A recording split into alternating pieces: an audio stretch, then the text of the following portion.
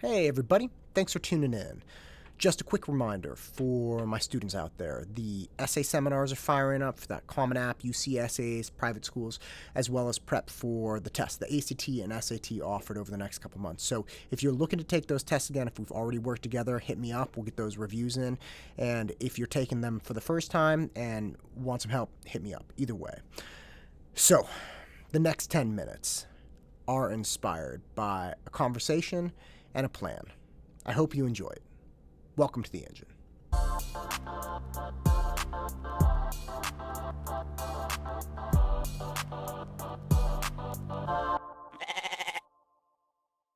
As things slid downhill in late February and the beginning of March, it was a really dark time for everyone. And it presented a lot of very intense problems for my students. There are March SATs, there are April ACTs, there are May SATs. These are juniors going into their senior year. They're planning to be done with these tests. Take them, they've been prepping sometimes for months and we're right about to take them. And the rug really got pulled out from under them. It was not a good thing. And the students were very freaked out, as were the parents, because they know they needed these tests, at least at the time. Some of the schools have made them optional, but they knew they needed these tests, and there was no clear path to how they were going to take them. And obviously, junior year of high school is crazy enough. Getting into college is crazy enough. You don't need to add this next level of insanity. So the number one thing I knew is that what the students needed more than anything was hope and confidence. And so I got a hold of all of my students immediately. Didn't matter what test it was for. And I just said, hey, look, take a deep breath, keep your head screwed on straight. We're going to take care of this. And the majority of them said, okay, thank you. Just let me know what we need to do. And I said, I will. We'll take care of it. If you're prepping right now, you want to keep prepping, and your test gets canceled, we'll do free reviews later. If you want to stop right now and pick it up later, we can do that too. Whatever you want to do, we'll do, but I promise we'll take care of it. And again, the vast majority of them just, you could hear the relief. There's, thank you. Okay, perfect. They had other things to worry about.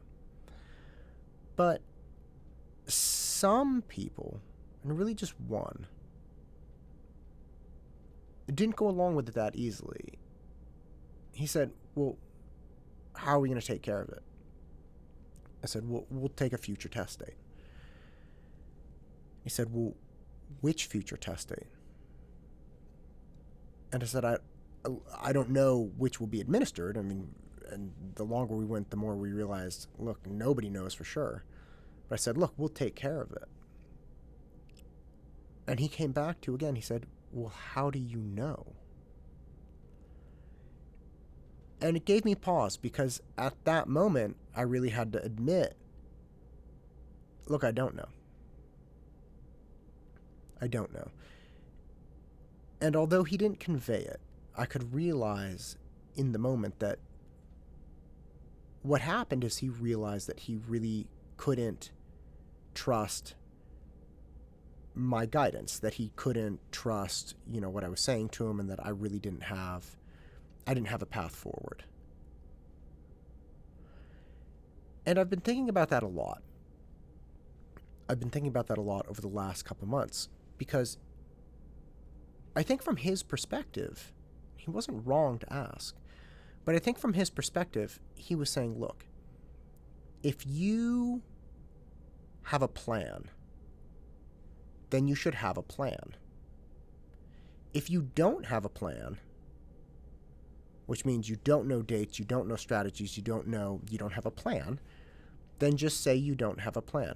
But it was almost like what he felt was happening is that I was instilling false confidence. And although a lot of people clung on to the confidence I had and were totally on board and were like, thank God, great, fantastic, he really didn't see it that way. He was like, well, you're essentially just kind of lying to us. And I've been thinking about this a lot. Because what is the value of someone's confidence if they're not really examining everything? Now, what I mean by that is this kid kept asking. He was like, do you know the test dates? No. Do you know if the future test dates will be canceled? No, I don't. Do you know what will happen if I can't take these tests? No, I don't. So I kept having to examine. And what happened, you could tell he was going down this rabbit hole of worst case scenarios. What if this happens? What if that happens? What if this happens? What if that happens? And again, for every time he asked, I didn't have a response. I couldn't say, look, I know exactly how this is going to work out. I know exactly how this is going to, play out, and this is what we'll do, and this is what we won't do. And at the end of the day, the value of my confidence in his mind evaporated. It's kind of like, well, what good are you? And I don't think that's necessarily fair. Now, as crazy as this sounds, right, if you think about it on a large scale, how could you ever trust somebody or believe in the confidence that they have at the very least if this person really has no idea how things are going to work out? Like, I tell you I'm going to make a turkey dinner. I've never made a turkey dinner. Don't even know what I need. But I was like, but I'll make a turkey dinner. We'll get there. I was like, well, how? How are you going to do that? I don't know. Well, that's a really silly thing to say. You'd be a fool to eat that person's turkey. I mean, you're going to get all kinds of food poisoning. But I think for those that have experienced difficult situations, I think those who have put themselves in tough spots and come out successful and kept grinding, for those people, there's an intangible quality that's impossible to reason your way through. Because what I really wanted to tell this kid, even though he was really pushing, was, look, you gotta trust me, and I can't tell you why you have to trust me, but you have to trust me. And here we are. There's a test in 2 weeks. There'll be a test after that. The ACT and SAT are working out whatever they have to do to get students back on track. I'm starting a class in literally 10 minutes to start working with kids again, to get them reviewed and get them going. It's working out. We're going to have face masks. We're going to have, air filters. We're going to have social distance. We're going to have all this stuff. But the point is, I didn't know how this was going to work out.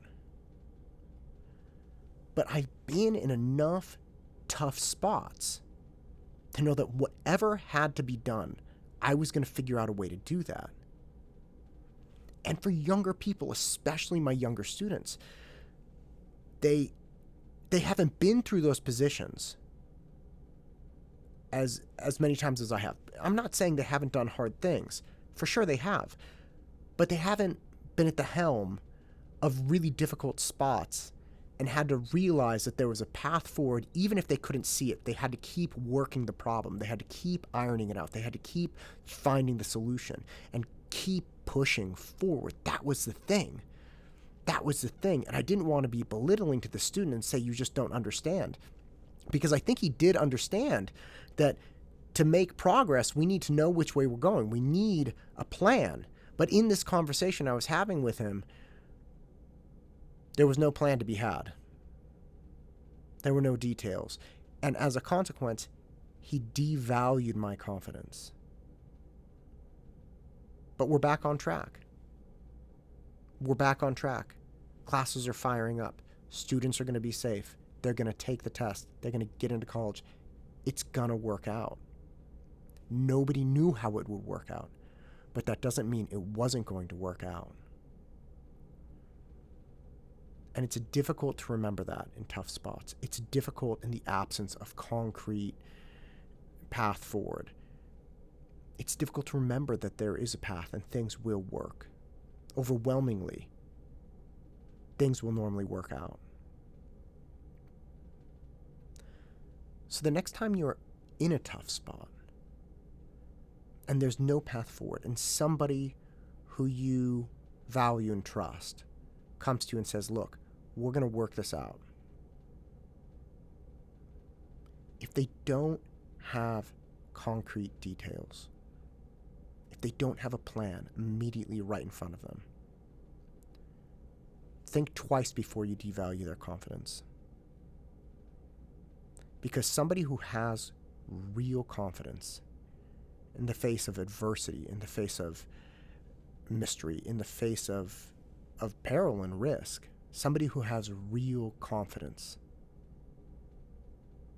you want to get behind that person, because that's somebody who's going to go forward. And if you let them, they'll help take you forward too. I'm Matt Todd, and this is the engine that drives me. Go out and crush it.